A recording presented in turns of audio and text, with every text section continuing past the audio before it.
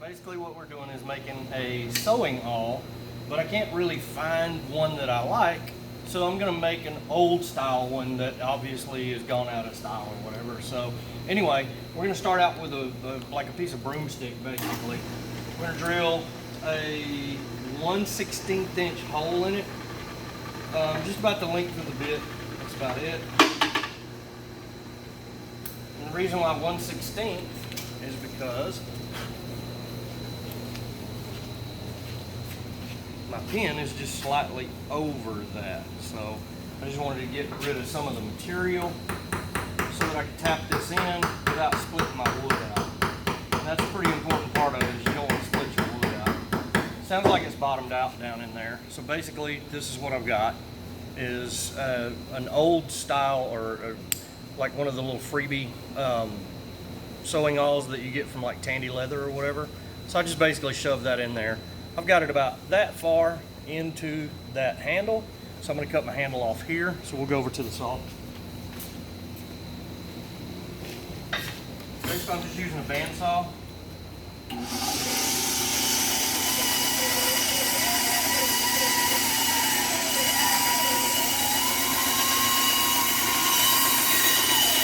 just going to keep rotating it around and making a straight cut.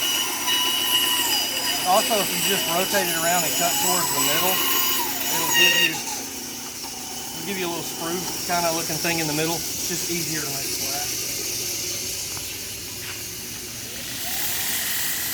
Now we'll go over to the big grinder, to the 2x72. We'll start working on it.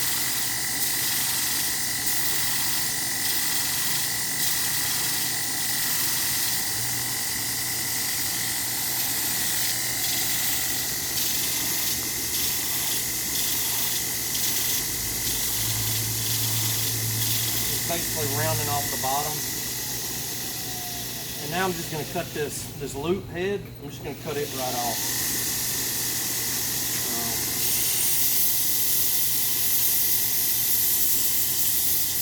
We can use the side of the belt.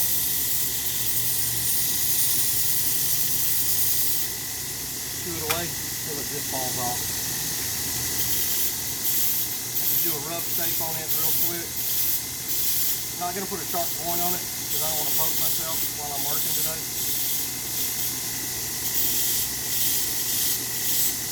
Alright, now we're going to use this and this. This is a cool trick. Take your drill, put your piece in it, your work piece in it, tighten it up, and now this will revolve around that, and this drill is almost dead. So let me go get another drill. So now I got this ready to go in my drill. So what I'm going to do is I'm going to run my drill backwards, so it's rotating this way, but I'm going to run my wheel this way, so that the two are going against each other, and then I'll start working my surfaces.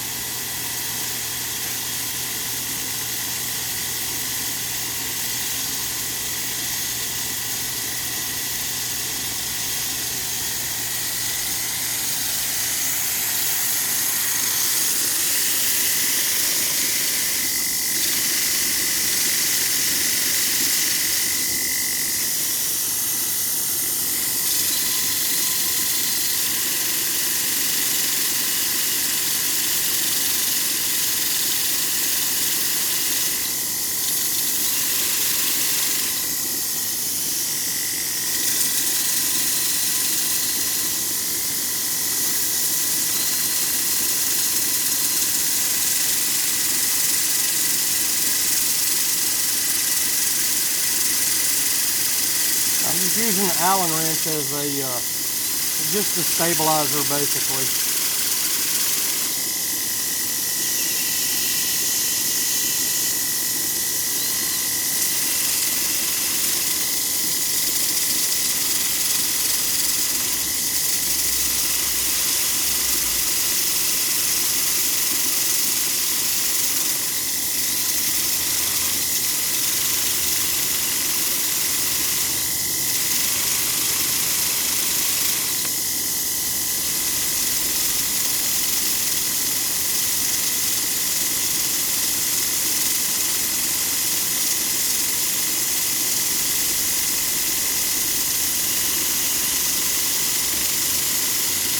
notice it's smoothed out quite a bit.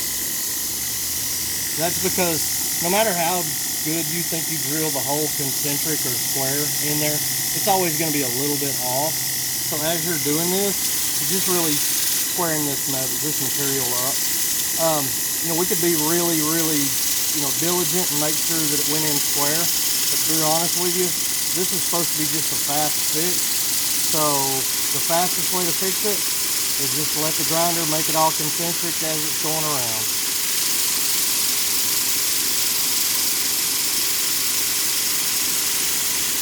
Since I'm not doing any fancy shaping or anything, just basically making it just a taper so that it'll fit down in my hands really well.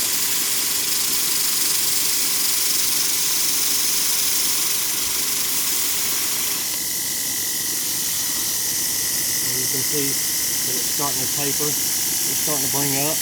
You'll notice this dark spot right here. As I'm bringing that cone up, everything else is true except that one little spot, and we'll just screw it up real quick.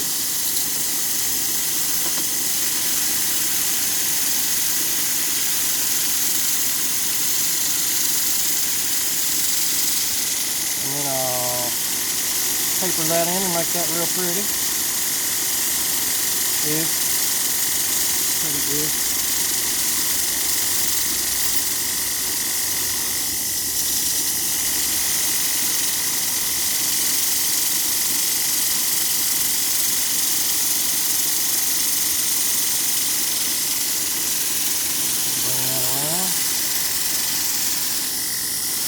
Show you how to contour the bottom.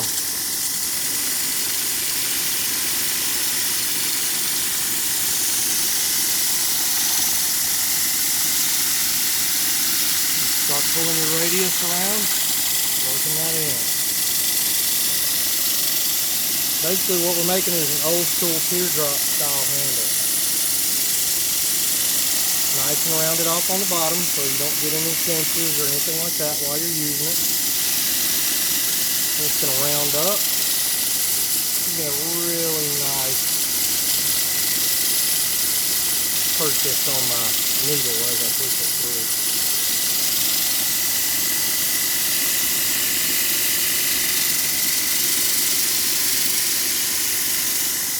Alright. And there it is. How cute is that? Okay. Now we take it over here.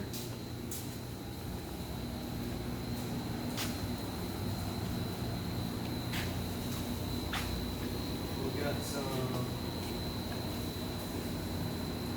220 grit sandpaper. That was 36 grit, so you can see all those big scratches in there.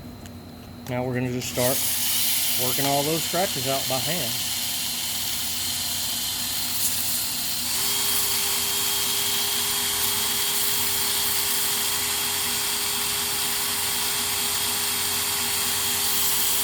Now if you don't want to do this by hand and you have a drill press, right now is a great time to chuck it up in your drill press and just do all kinds of sanding on it. You can even put your poly on it and your coatings on it. If you have a really slow rotating drill press, you can put them on like that and they'll go on really, really nice. So basically what I'm doing is just refining my shape with 220. Also getting rid of all of those big scratches.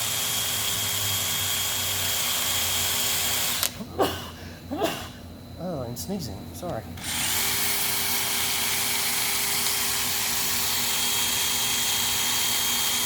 Alright. So that's a little nicer. I think I could probably do a little better up here. This portion up here. Okay. Now we grab some 400. Heck, grab some 1200 and just go straight at it. Normally you'd only double up, like you go 220 to 400 or 500. Then you would go, to 1000 grit or whatever.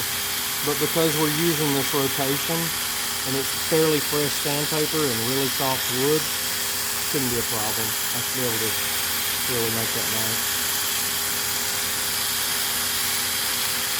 And basically what we get is a little teardrop or an onion bulb type of a handle.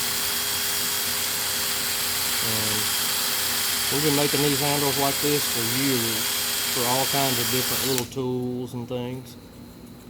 But they really do help in the shop if you need to make a handle real quick. That's a neat way to do it. So.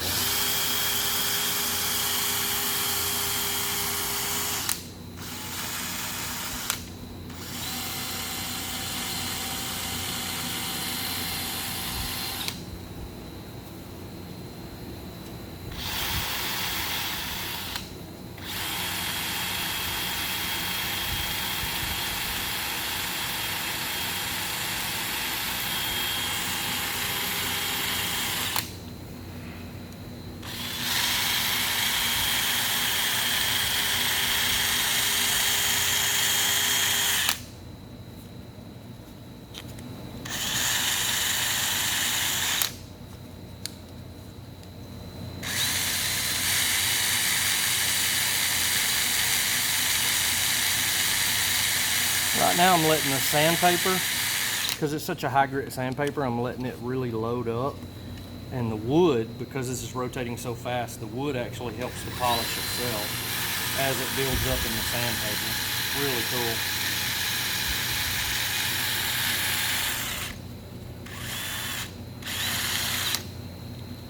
So there we have it.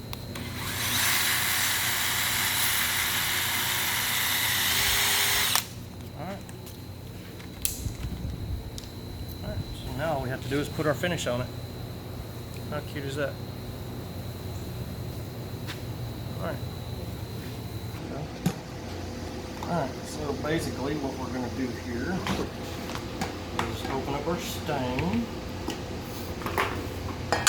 I'm going to cheat a lot because instead of brushing on my stain, I'm literally just going to take it and rotate it through my stain, just full submersion.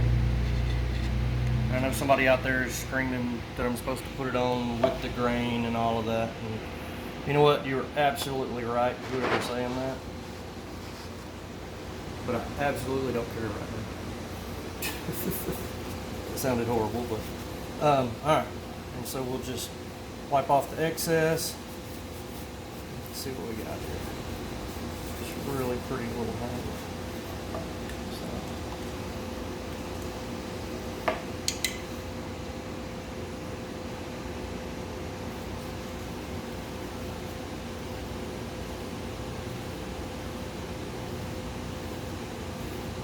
Alright, that's a cute little handle.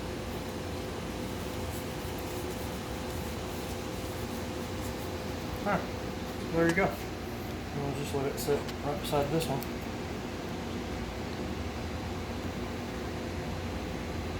There we go.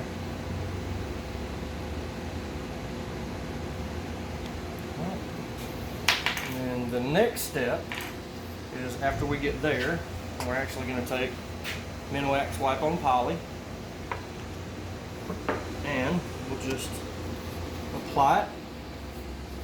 Literally just wipe it on, make sure you didn't leave any bubbles, and let it sit. Come back about 10 minutes later, wipe it down again, come back about 10 minutes later, wipe it down again, and that will allow the 10-minute poly, or the wipe on poly, to actually start getting down into the wood. So there we go. A little cutie